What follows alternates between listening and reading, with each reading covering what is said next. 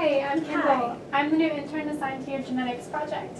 Hi Kendall, if you'll please follow me, I'll show you what you'll be doing here.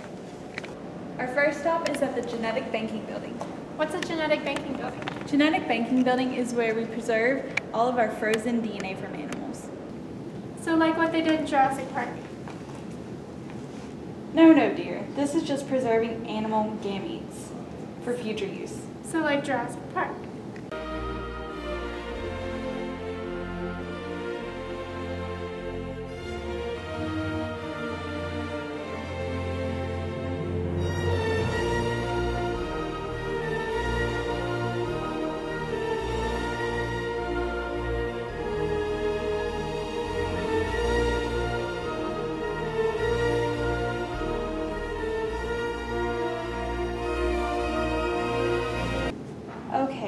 Okay, kind of like Jurassic Park.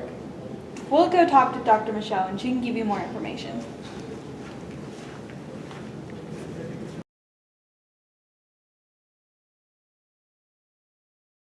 Hi, Dr. Michelle. Hi, Dr. Kelsey. This is our new intern, Kendall. Hi, Kendall. How are you? Good. Right now, I'm analyzing a karyotype. So we can get a karyotype by halting a cell's mitotic division during metaphase. So for instance, this is the karyotype of a white tree frog. After we've halted the mitotic division during metaphase, we can stain the chromosomes, and that allows us to see them as individual chromosomes underneath the microscope. Then we can go ahead and map them by the banding pattern, the location of the centromere, and the size. So what this allows us to do is it allows us to see how many chromosomes this species has, what sex they are, and if there are any alterations in the chromosome pattern. So for instance, this is a white tree frog, and right now they're very susceptible to a disease called chytridiomycosis, and we're trying to figure out why. So what is so important about the white tree frog? Well, the white tree frog is an amphibian. Amphibians are very important to an ecosystem. So unfortunately, about 30% of amphibians are threatened due to habitat loss and other human factors. So that is why DNA analysis and karyotype analysis can help guide our conservation efforts so that we can help that species. Additionally, we can also analyze a species' DNA by determining the sequence of nucleotides. So by cracking the genetic code, we'll be able to figure out what genes and what nucleotides code for what proteins, and how a protein or a specific protein alters the species phenotype or any metabolic pathways. Go. Another way we can study a species' DNA is looking at the evolutionary development of a species throughout history, or a specific trait throughout history. So what we can do is we can look at a species to see how it relates to other species during a specific time period, and also by looking at the location of that species throughout time. So this type of analysis is called phylogenetics or phylogeography. For example, most of our conservation efforts here have been focused on the red wolf. So looking at the phylogenetics and phylogeography of the red wolf, we can determine how pure that species is and determine whether or not it has hybridized with other species. So, for example, I'll show you a phylogenetic tree of the red wolf and other canids throughout history. For example, here is a phylogenetic tree of a couple different types of, or species of canids throughout history. So as you can see, up the upper left-hand corner, 4.3 million years ago, all of these species had a common ancestor. And then these branched off to, we'll focus right here on the 1 million years ago, you had the coyote, the dog, and the gray wolf branch off. Now, focusing even more on the lower left corner, you can see 1 million years ago how these different species have branched off. And you can see our focus right here is the red wolf, which is its own species, However, in the wild, it has hybridized with the coyote and the Great Lakes wolf. Now, in the lower right-hand corner, this is more of a diagram of a phylogeography. So what this is showing is the historic red wolf territory mixed in with the historic gray wolf and the coyote. So what this shows us is they are close in range, which kind of explains how easily the species could breed within the species, and that is why the red wolf is actually a hybridized species between a wolf and a coyote.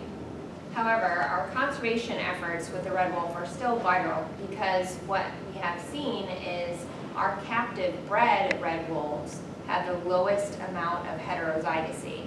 So that means that our red wolves, because we're controlling their breeding, are more of the purebred as opposed to the red wolves out in the wild. So by controlling their breeding, we can bring up their numbers of the purebred wolves, and when they get to a healthy number, we can go ahead and release them out to the wild. So will I be able to save a species from extinction while I'm here? Well, your efforts are going to help us guide our conservation efforts to assist with species conservation.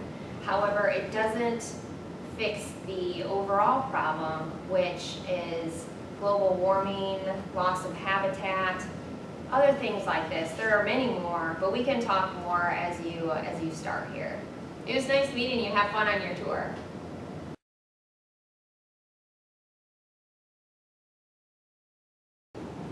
Hello, Dr. Sophia.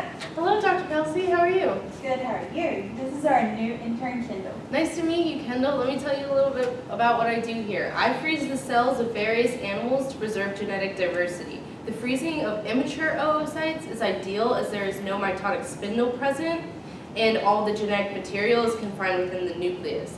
This means that these cells are less prone to chromosomal and microtubular damage during cryopreservation.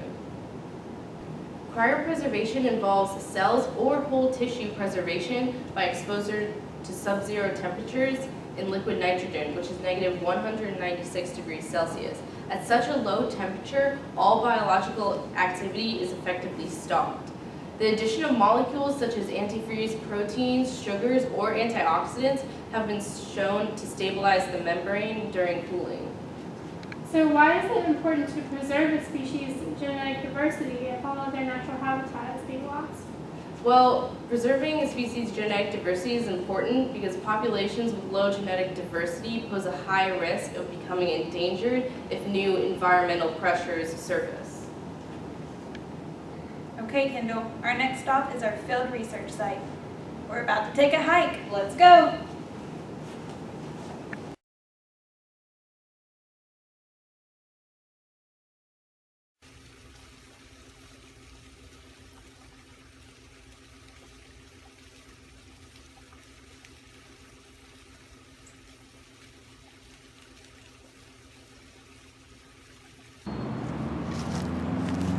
There's a wall. Kendall, you must be quiet here. We do not want these wolves to become comfortable with being around humans. We need them to mate and reach a sustainable population size. The current small population size of red wolves in eastern North Carolina has had problems with inbreeding, which causes a lower genetic diversity. Inbreeding lowers the fitness. Fitness is just the ability of an organism to reproduce and survive to maturation. Interbreeding between coyotes and red wolves have also become a problem. The DNA of some wolves has been found to contain coyote DNA, which means they've interbred to create a hybrid canine. It's important that we manage the population very closely. How did the population become so small? Red wolves once spread across the entire southeastern part of the U.S. Wolves were killed because they killed livestock, and farmers just decided to kill them so that they could have their livestock. The wolves were also considered prime game for hunting. Red wolves were almost completely wiped out in the 1900s due to these reasons. plus an increasing loss of habitat due to development. Even with so many human factors working against them, small numbers of red wolves still survived.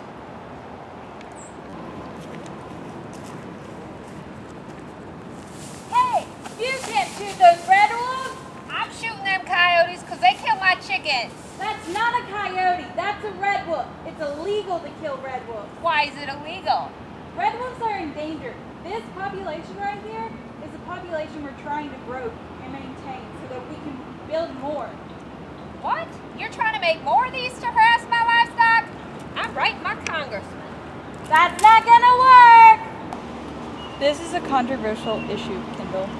Some people argue that the red wolf is just a subspecies of coyote, but in 2012, Fish and Wildlife Service declared the red wolf it's a distinct species. Even if it was a coyote, in 2014, a federal court ruled that it is illegal to hunt coyotes in places where red wolves are being protected. So this concludes our tour of Animal Conservation Corporation. I hope you learned a lot today, Kendall, and I hope you're ready to get started working here. Yeah, I did. Thank you.